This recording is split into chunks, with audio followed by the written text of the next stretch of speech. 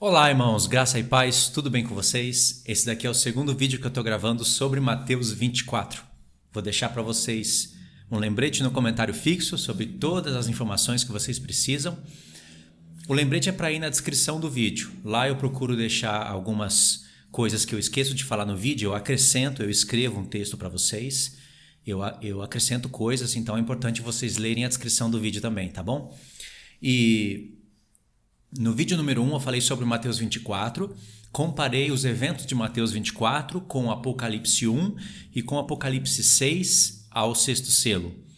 E aí vocês precisam de assistir o vídeo 1 também, tá? Se você entrou nesse daqui pela primeira vez, pode assistir ele agora, não tem problema. Depois volta no vídeo anterior, eu vou deixar ele para você isolado, num linkinho isolado na descrição, mas também vou deixar o link da playlist dos vídeos do arrebatamento. Todos esses vídeos estarão numa playlist do arrebatamento da igreja. Como eu disse anteriormente, vou repetir, nunca podemos deixar de falar sobre esses assuntos e defender o evangelho de Cristo da mensagem falsa pré-tribulacionista, mensagem hipócrita, mensagem egoísta e mensagem de pessoas que sempre estão querendo defender as suas mensagens por causa dos seus livros que estão escrevendo. Eles escrevem, eles vendem, eles lucram, mas essa mensagem nunca aperfeiçoará os santos. Serão só trabalhos que serão queimados no tribunal de Cristo. Serão jogados no fogo, porque não presta para nada. Agora, vamos direto para o assunto. Nesse vídeo de Mateus 24, nós vamos meditar sobre o dia e a hora. E aí, antes de a gente começar a ler os textos, eu quero introduzir um assunto.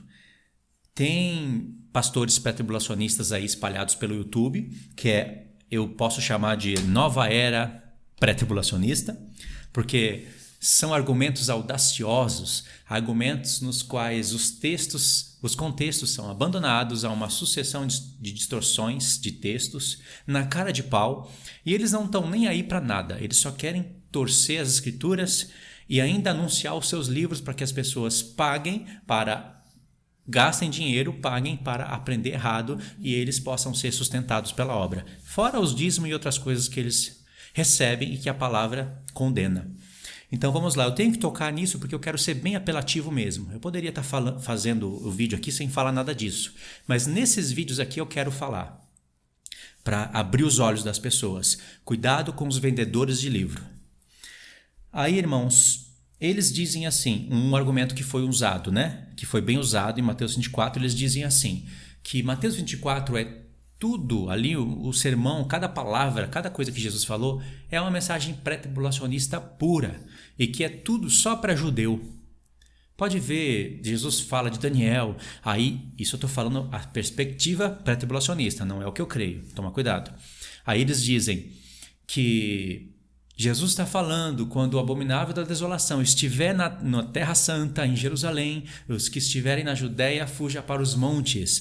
E aí eles fazem aquelas perguntas, sabe, quem é que está na Judéia? Qual monte que é esse? Olha aonde o anticristo está. Não está sendo falado nada para a igreja aqui. E aí, irmãos, eu fico pensando, e eles fazem um rebuliço em cima disso, como se isso fosse a prova de que Jesus estaria pregando a mensagem pré-tribulacionista ali. Jesus não está. Por que Jesus, sendo mestre, estaria preocupado somente com os que ficaram? Por quê? Jesus ele tocou sobre quase todos os assuntos. Ele fez um compilado de textos dos profetas que eles desconhecem do que estão pregando. E aí Jesus junta todos os profetas, falou de Ezequiel, falou de Daniel e destacou ele, né, como um profeta principal para esse tempo. Falou de Miqueias, falou de um monte de profetas que eu não estou lembrando aqui para citar, porque aquele sermão escatológico de Mateus 24 não foram palavras que o Senhor Jesus estava pensando ali no momento ou que o Pai estava revelando para ele na hora. São palavras que estão escritas nos profetas. E eles dizem que ali foi só para judeu. Por quê? Porque Jesus frisou Judeia, frisou Jerusalém, Monte, Terra Santa, essas coisas. Mas Jesus ele tem que avisar o povo dele. Ele tem que avisar a terra de Israel o que vai acontecer. Porque assim como não creram na sua primeira vinda, não crerão na sua segunda até que vejam com seus próprios olhos. Por isso que Jesus está avisando. Mas ele está falando ali, na verdade, é o evangelho do reino. E este evangelho do reino será pregado para todas as nações. Tudo que Jesus está falando ali é para judeus e para gentios. E pode ver que em nenhum momento ele fala de um arrebatamento secreto. Em nenhum momento ele fala que ele vai vir na segunda vinda, que ele vai vir a primeira vez, ficar nas nuvens e depois que ele vai voltar de novo e todo olho vai ver.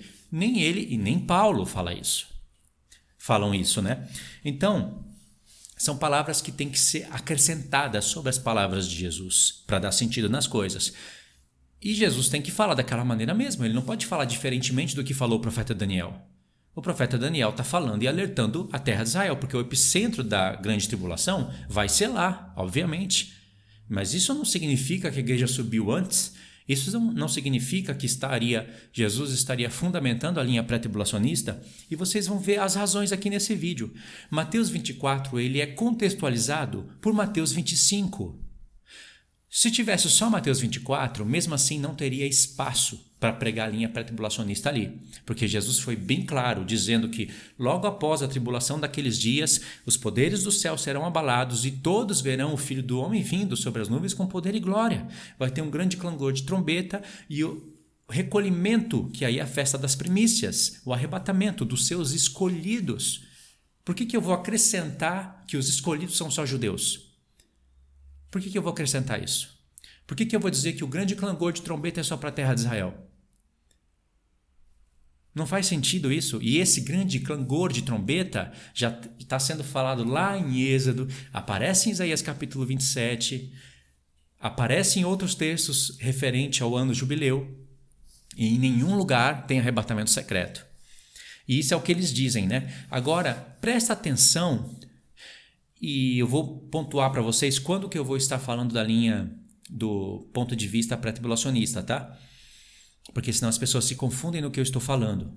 Porque muitas pessoas querem que eu ensine só o que eu creio. E eu não vejo isso nos apóstolos em Jesus. Eu não vejo eles ensinando somente o que eles acreditam. Eu vejo eles refutando o lado errado também. O apóstolo Paulo faz muito isso. Eu só não posso ficar gastando muito tempo para contextualizar o que eu não creio. Aí eu concordo. Estou respondendo alguns comentários que os irmãos falam para mim. Realmente eu gasto muito tempo falando sobre o que não é e pouco tempo falando sobre o que é. Mas eu pensava que estava sendo bem entendido, né? Então vamos lá. Vamos começar por Mateus 24, verso 32. No verso 31, acabou de falar do final da grande tribulação, todas aquelas coisas que eu expliquei para vocês no vídeo 1. A partir do verso 32 diz o seguinte: Aprendei, pois, a parábola da figueira. Quando já os seus ramos se renovam e as folhas brotam, sabei que está próximo o verão. Assim também vós, quando virdes todas essas coisas, sabei que está próximo às portas. Em verdade vos digo que não passará esta geração sem que tudo isso aconteça. Passará o céu e a terra, porém as minhas palavras não passarão. Mas a respeito daquele dia e hora, ninguém sabe, nem os anjos do céu, nem o Filho, senão o Pai. Até aqui. Vamos olhar pela perspectiva pré-tribulacionista. Aqui, então, seria notório que Jesus estaria falando do arrebatamento da igreja, certo? Embora, em Mateus, a partir do verso 29, logo em seguida a tribulação daqueles dias, embora no verso 29 ele estaria falando do final da grande tribulação, quando ele vai falar da parábola da figueira, no verso 36, quando ele diz, mas a respeito daquele dia e hora ninguém sabe, ele não pode estar se referindo ao final da grande tribulação aqui. Tanto é que os próprios pastores pré-tribulacionistas usam esse texto para falar do arrebatamento secreto. Aí eles dizem que Jesus voltou no sermão para acrescentar detalhes. É assim que eles dizem. Perspectiva pré-tribulacionista. E até aqui está de acordo, está coerente com a sua própria linha, né? Mas olha só como que a própria linha vai entrar em conflito. É uma bomba relógio que explode na cara deles. Porque fato é que Jesus não poderia estar falando aqui do final da grande tribulação, porque os que vão ficar na grande tribulação saberão que 7 anos depois é a vinda do Senhor. Isso vai ser fácil. Essa conta é muito fácil. Então, pela perspectiva pré, aqui é o arrebatamento secreto, que ninguém sabe o dia e a hora. Ele vem de repente. Entendeu? Se, por exemplo, se Jesus viesse agora, meu celular ia cair no chão, minhas roupas iriam cair no chão, roupas de milhares iriam cair no chão, aviões iriam cair, ônibus iriam bater, carros iriam bater. Essa presepada toda que você vê nos filmes, que é até engraçado de falar. Mas é isso que eles acreditam, né? Aí, dia e hora, ninguém sabe. Presta atenção, dia e hora. Aí o que vai acontecer? Vamos olhar o verso 48. Aqui é uma outra parábola. Presta atenção. Mateus 24, ele fala o sermão escatológico e ele fala 5 parábolas, uma em seguida da outra. E em todas elas vão aparecer as expressões dia e hora. E nós vamos olhar para a parábola das 10 virgens, que é a mais importante. Então aqui uma determinada parábola, ele está concluindo ela e disse, no verso 48... Mas se aquele servo, sendo mau, disser consigo mesmo, meu senhor demora-se, e passando a espancar os seus companheiros e a comer e a beber com ébrios, virá o senhor daquele servo em dia em que não espera e hora em que não sabe. Dia e hora, tá vendo? Castigá-lo-á e lançando-lhe a sorte com os hipócritas, ali haverá choro e ranger de dentes. Acabou aqui a 4ª parábola. Aí vai chegar na última parábola, se eu não estiver enganado aqui na sequência, né? Eu sei que são 5. Quando chega na última parábola, verso 25, capítulo 25 diz, então o reino do céu será semelhante a 10 virgens. Isso daqui, irmãos, tem tudo a ver com Mateus 24. O Mateus 25 é um zoom dentro de Mateus 24. E através desse zoom, nós vamos ver se Mateus 24 é realmente somente para judeus ou se fala para a igreja toda. Então, o reino do céu será semelhante a 10 virgens que, tomando as suas lâmpadas, saíram a encontrar-se com o noivo. E aí tem todos os detalhes proféticos, exortativos, escatológicos, etc. da parábola. E quando chega dos versos 11 ao 13, presta atenção. Mais tarde chegaram as virgens nécias, clamando, Senhor, Senhor, abre-nos a porta. Mas ele respondeu, em verdade vos digo que não vos conheço. Só essa parte aqui, ó, Senhor, Senhor, abre-nos a porta. Mas eu, em verdade vos digo que não vos conheço, isso já está em capítulos anteriores. Já não é mais Mateus 24. Compreende? Eles não entendem isso. Eles não sabem disso. Embora a própria Bíblia dê referência. E aí Jesus fala, vigiai, pois, porque não sabeis o dia e nem a hora. Aqui prova que é com Mateus 24, não é? Dia e hora. Não pode ter 2 dias e 2 horas, a não ser que eles também queiram fazer isso, né? Porque tudo eles repartem em 2. A vinda do Senhor como ladrão, eles falam que são 2.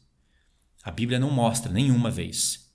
A vinda do Senhor, que Paulo sempre fala, a vinda, a nossa reunião, eles repartem em 2. O dia do Senhor e o dia de Cristo, diferente, assuntos diferentes. Mas o quê? Uma porção de textos que eles dividem em 2 para a linha deles darem certo, né? Mas aqui, se você continua lendo Mateus 24, termina e vai para Mateus 25, você vai ver que é uma contextualização dos eventos. Significa que, na perspectiva da linha pós-tribulacionista, entende-se que essa questão das 5 virgens prudentes e das 5 virgens nécias são eventos que estarão ocorrendo na grande tribulação, aonde o Senhor ainda não teria voltado. Então ele está exortando o povo para tomar cuidado, porque aí você começa a meditar nessas questões. Você tem que levar isso para Apocalipse, né? Tem que entender tudo ali para Apocalipse. Levar tudo para Apocalipse e examinar. Então é uma exortação do Senhor para tomar cuidado, certo? Aí, como ele fala, dia e hora ninguém sabe, lá em Mateus 24, em Mateus 25, vigiai, pois, porque aquele dia, aquela hora, ninguém sabe, os mesmos eventos.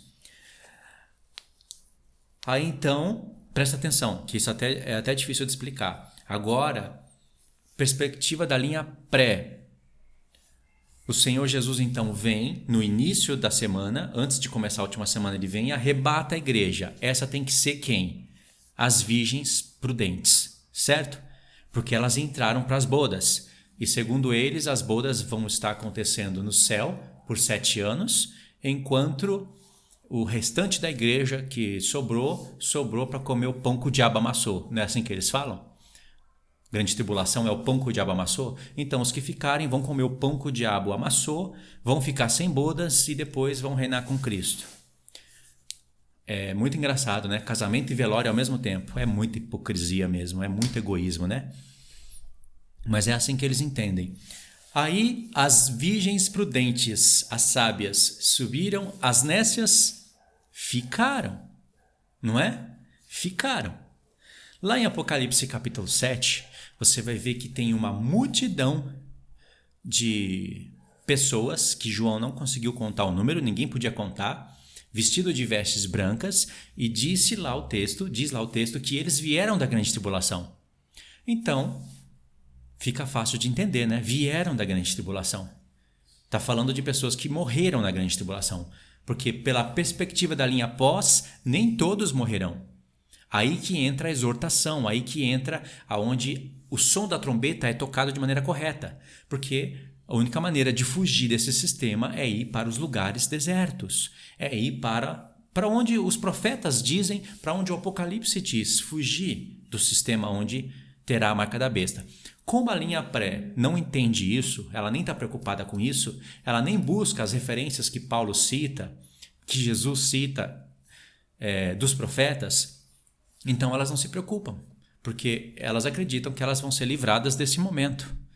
Então, tanto faz para elas marca da besta ou não. Aí que está a armadilha do diabo, porque a linha pré é uma armadilha diabólica.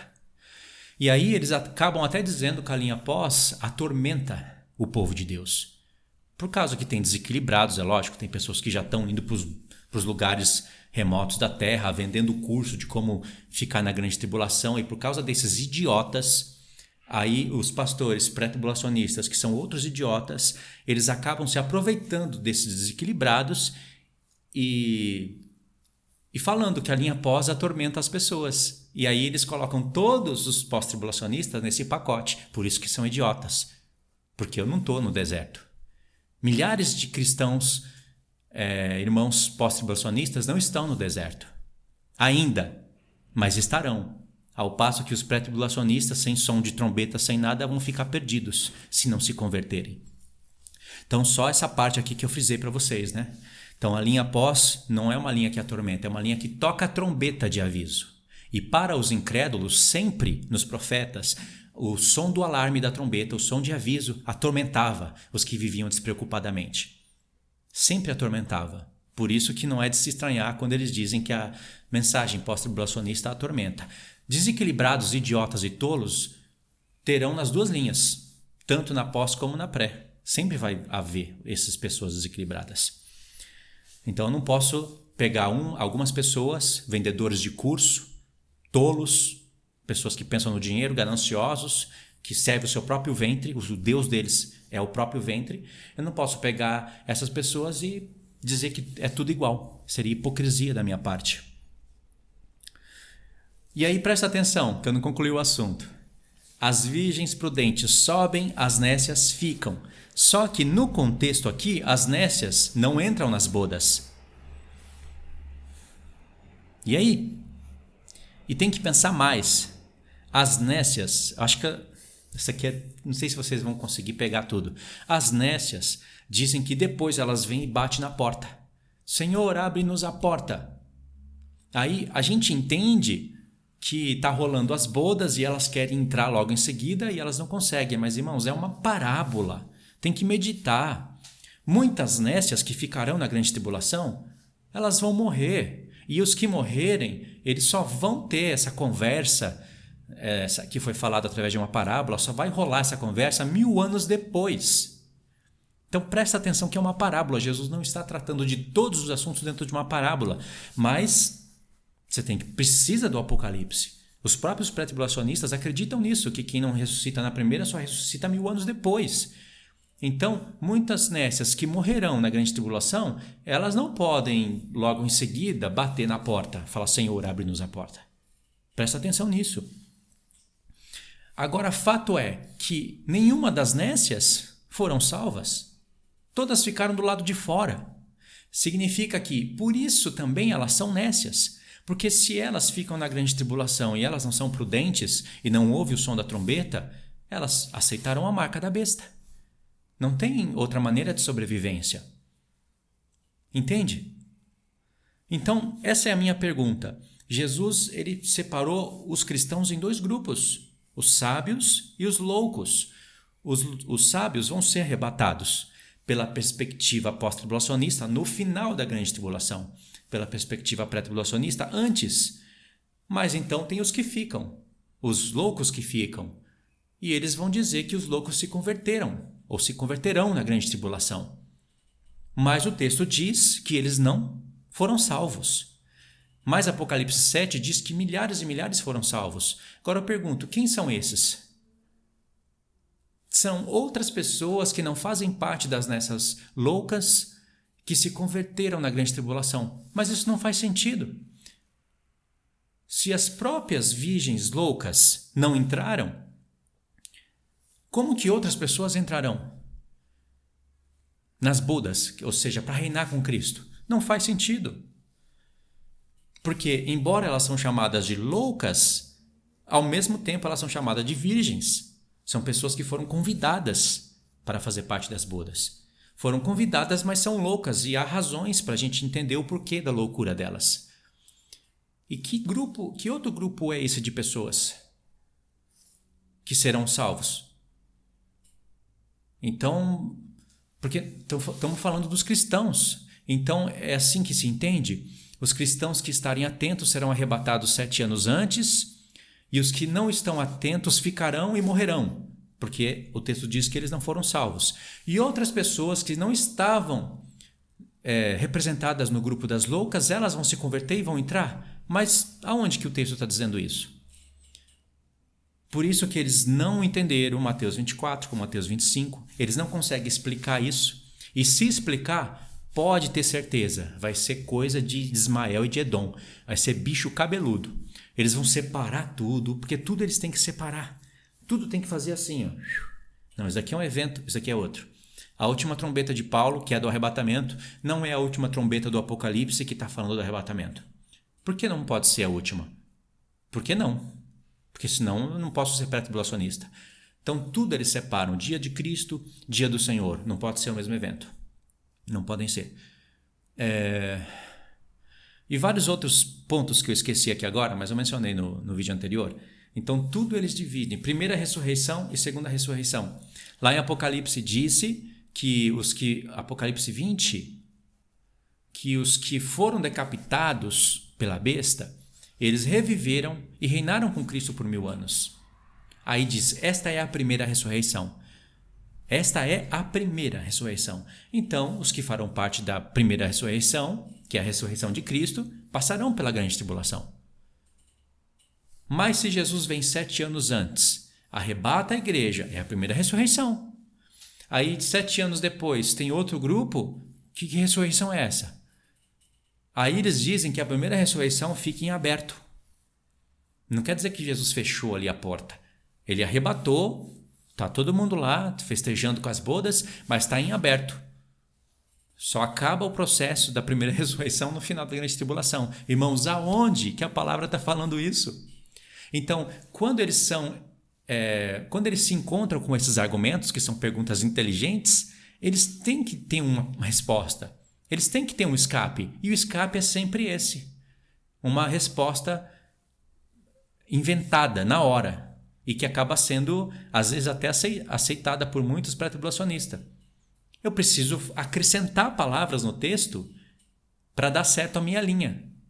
A linha pós-tribulacionista não faz isso. Ela não precisa acrescentar a palavra no texto. O texto, ela entende o texto do jeito que ele está sendo falado. Isso é o que vocês têm que entender. Então, esses foram alguns dos exemplos que eles usam para torcer palavras, acrescentar palavras, tirar outras, para que a linha deles dê certo. E sempre tem os cabeças ensinando o povo no YouTube, né? E geralmente esses cabeças estão vendendo os seus livros, eles vendem os que já foram escritos e já começam a anunciar os que estão escrevendo. comércio, dinheiro, sustento. É isso que eles fazem, porque se eles não defenderem os ataques que a linha deles estão sofrendo, se eles não defenderem, as pessoas não vão comprar os livros. E os que já compraram vão ficar decepcionados. Então eles precisam se defender e defender a linha a todo custo. Isso vai ser julgado no tribunal de Cristo. Eu desejo ardentemente que esse dia chegue para que, sabe, quando você fica satisfeito de falar, eu avisei, não avisei? Vocês foram avisados, não foram? Mas vocês fizeram comércio com a minha palavra. Venderam livros. Eu não mandei ninguém vender livro. Jesus, os apóstolos vão chamar. Eu vou falar, não mandei você vender livro. Eu mandei você vender curso. Eu mandei você vender livro. Quem mandou você receber dízimo em forma de dinheiro? Pensa que tudo isso não vai ser julgado? Vai ser julgado. E como eu desejo que esse dia chegue. Porque avisados, eles estão sendo. Tá bom, irmãos? Então eu finalizo aqui. Lembra, esse é o vídeo número 2, o vídeo número 1 vai estar em um link separado na descrição do vídeo, também vai ter a playlist de todos os vídeos do arrebatamento, e eu queria também que vocês me ajudassem no Instagram. Eu estou movimentando bastante o Instagram, a maioria dos vídeos que eu estou colocando no Instagram são os mesmos aqui, só que eu faço um corte, deixo ele mais resumido, e eu quero colocar conteúdos exclusivos no Instagram. Eu estou fazendo postagens lá, eu escrevo o texto, analiso, né, faço um trabalhinho legal, coloco lá no Instagram para vocês lerem e ir acompanhando diariamente as postagens. E também quero fazer conteúdo exclusivo, conteúdo que vai estar no Instagram e eles não vão estar no canal. Mas eu preciso que vocês vão lá e se inscrevam. Se eu não tiver pelo menos 1000 inscritos, eu não consigo, alguns recursos ficam bloqueados e eu preciso desses recursos para movimentar melhor o Instagram, tá bom? Vou deixar o link para vocês aí também, tudo certinho, é só irem lá, se inscrever e acompanhar as postagens. Tá bom? Deus abençoe, fiquem todos na paz do Senhor, até os próximos estudos.